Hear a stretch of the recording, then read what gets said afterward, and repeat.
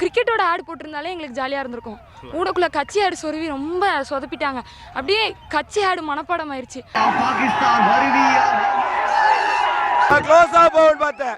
பாகிஸ்தான் கிட்ட கூட வரல, அவனுக்கு அதுக்கு பையாட்டே பண்ணிட்டு போயிருக்கலாம். எல்லாம் உள்ள வந்து நம்மள காலி பண்றானுங்க அவனுக்கு ஃபைனல்ல.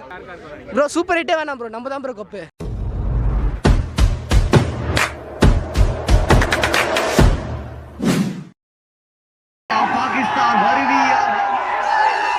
ப்ரோ வேற லெவல் மேட்ச் ப்ரோ.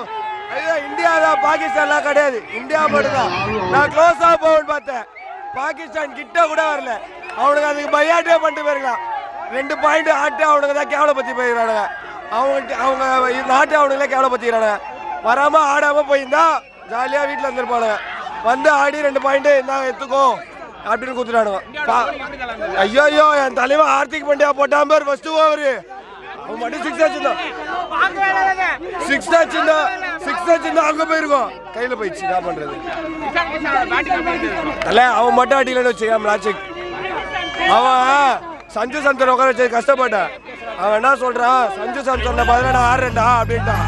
நல்லா இருந்துச்சு ப்ரோ, மேட்ச் நல்லா இருந்துச்சு. இந்தியாவோட போலிங் நல்லா பண்ணாங்க ப்ரோ, நல்லா பண்ணிருக்காங்க. ஆமாம் ப்ரோ, அவன் தான் பவர் டேக்கிள் பண்ணி 10 ஓவருக்கு அவன் தான் அடிச்சான். அவன் அடிக்கலன்னா இந்நேரம் நம்மளை சிரிச்சிருப்பான் ப்ரோ. கரெக்டாக.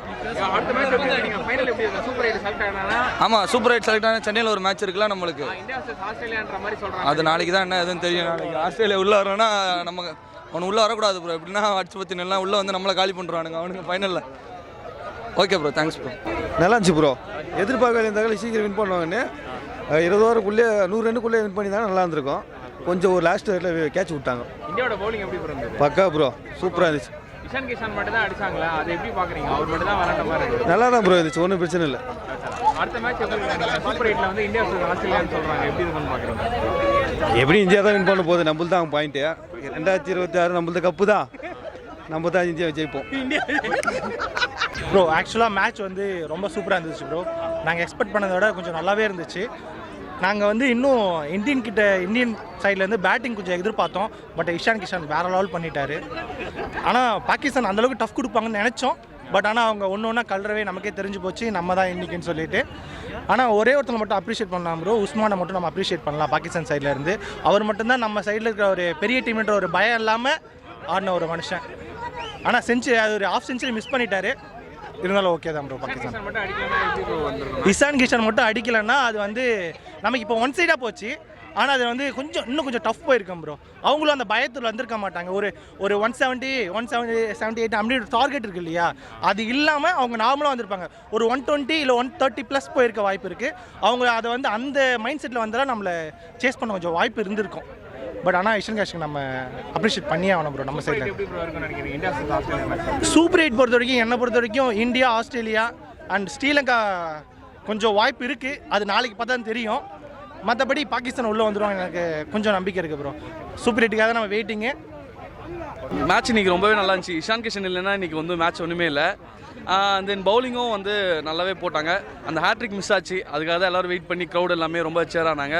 பட் அதுவும் மிஸ் ஆகிடுச்சு.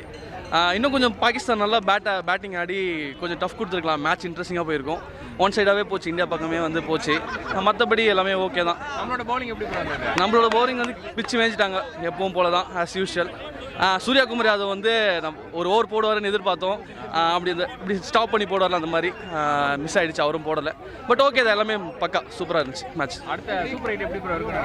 டெஃபினட்டாக சூப்பர் 8ல வந்து நம்ம இந்தியா ஆஸ்திரேலியா வந்து அடி வாங்கினா நல்லாயிருக்கும். நாளைக்கு என்ன பண்ண போகிறாங்கன்னு தெரியல. ஸ்ரீலங்கா கூட ஒரு வேளை இப்போ தான் வந்து நம்ம ஜிம்பாவே கூட மிஸ் ஆச்சு. நாளைக்கும் மிஸ் ஆயிடுச்சுன்னா வரமாட்டாங்க. பட் ஆஸ்திரேலியா வந்து அவங்களை அடிக்கிறது ஒரு சமைக்கிறது தானே.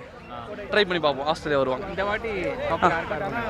டெஃபினெட்லி நம்ம இந்தியா தான், வேறு யாருக்கா இருக்கும், இந்தியா மட்டும்தான் கண்டிப்பாக. ப்ரோ மேட்ச் வந்து பார்த்தீங்கன்னா சூப்பராக இருந்தது ப்ரோ. ஹாப்பி சண்டே மாதிரி இருந்தது இன்றைக்கி. ஸ்டார்டிங்கில் வந்து இஷான் கிஷான் வந்து செம்ம பர்ஃபார்ம் பண்ண போல். ஸ்டார்டிங் ஆனால் அபிஷேக் சர்மா மேலே தான் நம்பிக்கை வச்சு வந்தோம். அவர் கொஞ்சம் டிசப்பாயின்மெண்ட் பண்ணிட்டாரு. ஆனால் பரவாயில்ல, நெக்ஸ்ட் மந்த் வந்து அச்சு பார் அபிஷேக் சர்மா, அதெல்லாம் பிரச்சனையே கிடையாது. இஷான் கிஷான் வந்து சூப்பராக ஸ்டார்ட் பண்ணி கொடுத்து நம்ம இன்னிங்ஸே பார்த்தீங்கன்னா இஷான் கிஷான் தான் பில்ட் பண்ணி கொடுத்தாரு. அதுக்கப்புறம் லாஸ்ட்டாக நடுவில் கொஞ்சம் விக்கெட்லாம் விழுந்தாலும் சூரியகுமார் வந்து லாஸ்ட் வரைக்கும் நின்று அடிப்பார்னு நினச்சேன். பட் லாஸ்ட்டாக 19th ஓவர் வந்து அவுட் ஆகிட்டார். ஆனால் அதுக்கப்புறமும் ரிங்கு சிங்கும் சரி, துபேவும் சரி நல்லா ஃபினிஷ் பண்ணாங்க இன்னிங்ஸை.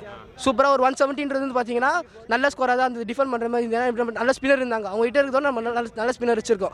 குல்தீப் யாதவ் சரி, வருண் சக்கரவர்த்தி சரி, நல்ல ஸ்பின்னர் வச்சுருந்தோம். ஸ்டார்டிங் வந்து பார்த்தீங்கன்னா சூப்பராக வந்து ஸ்டார்ட் பண்ணாங்க. பும்ராவும் சரி, ஹர்திக் பாண்டியாவும் சரி. ஹர்திக் பாண்டியா ஸ்டார்டிங்கில் ஒரு விக்கெட் மெடின் போட்டார். பும்ரா வந்து பார்த்தீங்கன்னா ஒரே ஒரு 2 விக்கெட் எடுத்தார். அதுக்கப்புறம் அக்ஷர் பட்டேல் வந்து பார்த்தீங்கன்னா பாபர் அசாம் விக்கெட் எடுத்து கொடுத்தாரு. ஒரு நல்ல மேட்சாக இருந்தது. நடுவில் பார்த்தீங்கன்னா நம்ம வந்து 2 கேட்ச் ட்ராப் பண்ணோம். ஆனால் திலக் வர்மா வந்து அதை வந்து நல்லா போலிங் போட்டு விக்கெட் எடுத்து வின் பண்ணி கொடுத்துறாரு. ஒரு மாதிரி நல்ல மேட்சாக இருந்தது. Happy Sunday, satisfied bro. Super ஹிட்டே வேணாம் ப்ரோ, நம்ம தான் ப்ரோ கப்பு. ஆமாம், ஆஸ்திரேலியா அப்படியே குவாலிஃபை ஆக மாட்டானுங்க. ஒரு மாதிரி டஃப்பான டீமே பார்த்தீங்கன்னா உங்களுக்கு வெஸ்ட் இண்டீஸ், சவுத் ஆஃப்ரிக்கா தான். அவங்கள 2 பேர் யாருன்னா ஒருத்தர் நம்ம வின் பண்ணிட்டாலே போதும், நம்ம ஃபைனல் போயிடுவோம். ஹாப்பி சண்டே தான். இந்தியா தான் சாம்பியன். நம்ம கண்டிப்பாக டிஃபெண்ட் பண்ணுறோம். கண்டிப்பாக டிஃபெண்ட் பண்ணி கண்டிப்பாக கப் அடிக்கிறோம். மேட்ச் வந்து நல்லா இருந்துச்சு. ரொம்ப சீக்கிரமாகவே சுருட்டிட்டோம் பாகிஸ்தானை. I am happy. ஆனால் பிளேயர்ஸ் வந்து ஃபஸ்ட்டு கை கொடுத்துருக்கலாம். அந்த பஹல்காம் அட்டாக் நடந்ததுலேருந்தே வந்து ஸ்போர்ட்ஸ்மேன்ஷிப் இல்லை, ட்ரீட்மெண்ட் வந்து சரியில்லை. அது ஏன் ஹியூமன்ஸ்குள்ளே அப்படி பண்ணணும்னு தெரில. அது கொஞ்சம் பண்ணியிருக்கலாம். அப்புறம் வந்து அந்த கிரிக்கெட்டோட ஆடு போட்டிருந்தாலே எங்களுக்கு ஜாலியாக இருந்திருக்கும். ஊடக்குள்ளே கட்சி ஆடு சொருவி ரொம்ப சொதப்பிட்டாங்க. அப்படியே கட்சி ஆடு மனப்பாடம் ஆயிடுச்சு. அது ஒன்று மட்டும் கொஞ்சம் பண்ணியிருந்தா நல்லா இருக்கும். மற்றபடி சூப்பராக இருந்தது. ஹர்திக் பாண்டியா செம்மையாக விக்கெட் பண்ணார். அவ்வளோதான். இந்தியா வர்சஸ் பாகிஸ்தானில் மேட்ச் எப்படி இருந்துச்சு? நீங்கள் எதிர்பார்த்தீங்களா இந்தியா வந்துட்டு இவ்வளோ ஈஸியாக ஜெயிப்பாங்க? கண்டிப்பாக. இந்தியா பாகிஸ்தான் வந்துட்டாலே இந்தியாவை வச்சுக்க முடியவே முடியாது. பும்ரா ஆகட்டும், ஹர்திக் ஆகட்டும் சுருட்டிடுவாங்க ஃபுல்லாக. பேட்டிங் எப்படி இருந்துச்சு? நான் அதுக்கப்புறம் தான் வந்தேன். நான் வந்து 10 ஓவர்ஸ் 12 ஓவர்ஸ் அப்புறம் தான் வந்தேன் நான். சூப்பர் 8 எப்படி இருக்குன்னு நினைக்கிறீங்க? இந்தியா வர்சஸ் ஆஸ்திரேலியா மேட்ச் எப்படி இருக்குன்னு நினைக்கிறீங்க? அதில் ஜெயிப்போமா? எனக்கு டிராவிஸ் ஹெட்டை பார்த்தா லைட்டாக பயமாக இருக்குது. ஜெயிப்போம், லெட்ஸ் ஹோப். இந்த வாட்டி கப் யாருக்கா இருக்குன்னு நினைக்கிறீங்க? கப்பா நம்ம வர வாய்ப்பு இருக்குது. ஸ்டில் ஆஸ்திரேலியா எனக்கு கொஞ்சம் ஃபஸ்ட் ஹாஃப் வந்து பேட்டிங்கில் நல்ல பர்ஃபார்மன்ஸ் கொடுத்தாங்க. இஷான் கிஷான் ஸ்டார்டிங்கில் பவர் பிளேலே நல்லா அடித்தார். அடுத்தது சூரியகுமார் யாதவாக இருக்கட்டும், அடுத்தது சிவம் டுபே நல்ல ரெஸ்பான்சிபிள் இன்னிங்ஸ் ஆடி ஃபஸ்ட் ஹாஃப் நல்லபடியாக முடிச்சு கொடுத்தாங்க. செகண்ட் ஹாஃப் வந்து எப்படி போமோ என்னமோ கொஞ்சம் பதட்டத்தில் இருந்தோம். பட் பவர் பிளேலே முடிச்சிட்டாங்க. பும்ரா அண்ட் ஹர்திக் பாண்டியா இவங்க 2 பேருமே பவர் பிளேயில் முடிச்சிட்டாங்க. ஃபஸ்ட்டு 2 ஓவரில் எவ்வளோ எக்ஸ்பெக்டேஷனோட எவ்வளோ பயத்தோடு வந்தோமோ அதை விட டபுள் மடங்கு சந்தோஷத்தோடு இப்போ போகிறோம். நாங்கள் இந்த மேட்ச் பார்க்குறது வந்து இந்தியன் கிரிக்கெட் டீம் ஃபேன்ஸுக்கு எவ்வளோ சந்தோஷமாக இருக்கோ அதை விட டபுள் மடங்கு இந்தியன் ஆர்மி ஃபோர்ஸ்க்கு, நேவி ஃபோர்ஸ்க்கு, ஏர்ஃபோர்ஸ்க்கு இவங்களாம் ரொம்ப சந்தோஷப்படுவாங்க. ஏன்னா இந்த பஹல்காம் அட்டாக்கு அந்த ஆப்ரேஷன் இல்லை, அதுக்கப்புறம் ஏஷியா கப் ஆடினாங்க. ஏஷியா கப்பில் நல்லா வின் பண்ணி கொடுத்தாங்க. அதில் தான் வந்து அந்த ராக்கெட் லான்ச்சிங் பண்ணது ஹர்ஷ்தீப் சிங் அந்த ஒரு ரியாக்ஷன் கொடுத்தது. அடுத்தது பாகிஸ்தான் பவுலர்ஸும் ஒரு மாதிரி ரியாக்ஷன் கொடுத்தது. அதெல்லாம் அந்த மேட்ச்சில் தான் பார்த்தோம். அது 2.0, இது 3.0. Operation Sindoor 3.0 successfully missile launch. இந்த வின்னிங் வந்து இந்தியன் டீம் கிரிக்கெட் ஃபேன்ஸை விட முக்கியமாக வந்து இந்த ஆர்மி ஃபோர்ஸ்க்கு இவங்களுக்கு தான் டெடிகேட் பண்ணுவாங்க. அந்த ஏஷியா கப்லேயே வந்து சூரியகுமார் யாதவ் இந்த வின்னிங்கை வந்து அவங்களுக்காக தான் டெடிகேட் பண்ணுறேன்னு சொன்னார். அதேமாதிரி 3.0லையும் சொல்லுவாருன்னு நம்புகிறேன். அந்த போஸ்ட் மேட்ச் இன்டர்வியூ இன்னும் பார்க்கல, போயிட்டு வீட்டில் தான் போய் பார்க்கணும். ரொம்ப கண்டிப்பாக இந்தியா தான், 100% இந்தியா தான். அதில் எந்த டவுட்டும் வேணாம். தயவு செஞ்சு இதில் ஒரு டைட்டில் கார்டை வந்து அந்த ஹெட்லைன் வந்து மாற்றிருங்க. Operation Sindoor 3.0 successfully missile launched அப்படின்னு போடுங்க.